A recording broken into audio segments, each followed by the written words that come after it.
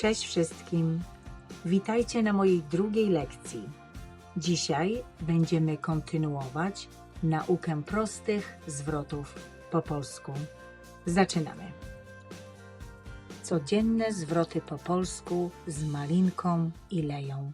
Część druga. Jak się masz? How are you? Jak się masz, Leja? How are you, Leja? Co słychać? Co słychać? What's up? What's going on? Co słychać, Leja? Co słychać, Leja?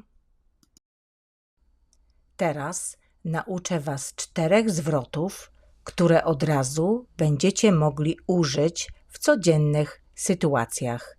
Proszę, dziękuję, smacznego, nie ma sprawy. Imagine a situation. Malinka wants a banana, and I give it to her using Polish phrases. Let's go step by step. Malinka chce banana. Daję jej banana i mówię proszę. I give her the banana and say here you go. Proszę means here you go. Repeat after me. Proszę. Proszę. Pay attention to the sound sh. Sh. Proszę. Malinka mówi dziękuję. Dziękuję. Dziękuję. Dziękuję. Thank you.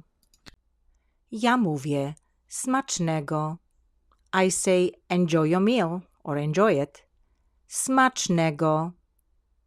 Smacznego. Smacznego. Ja mówię nie ma sprawy. I say no problem. Nie ma sprawy. Nie ma sprawy. Nie ma sprawy. No problem.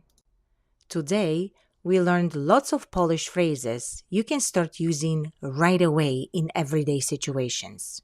You don't need to wait, just practice them as you go. For example, at dinner, instead of saying enjoy your meal, use smacznego. When greeting someone, say cześć instead of hi or hello. This was a quick lesson. But before you go, let's do a quick review. Dziękuję. What's that in English? I'll give you a second to choose the correct answer.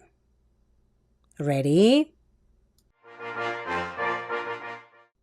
Yes, you are correct. Dziękuję means thank you.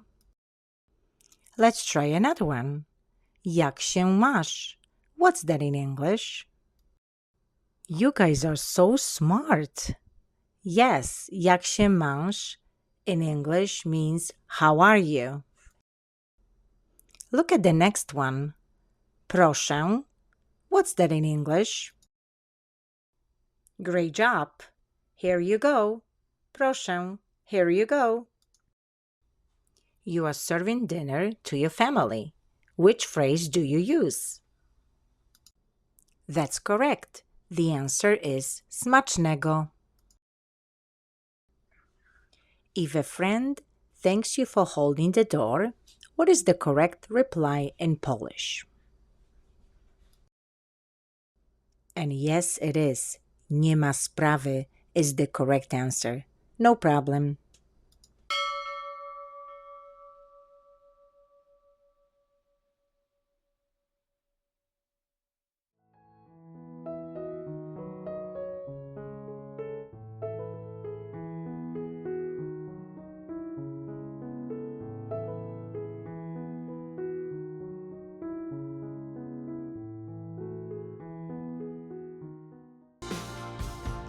Thank you for spending time learning with us.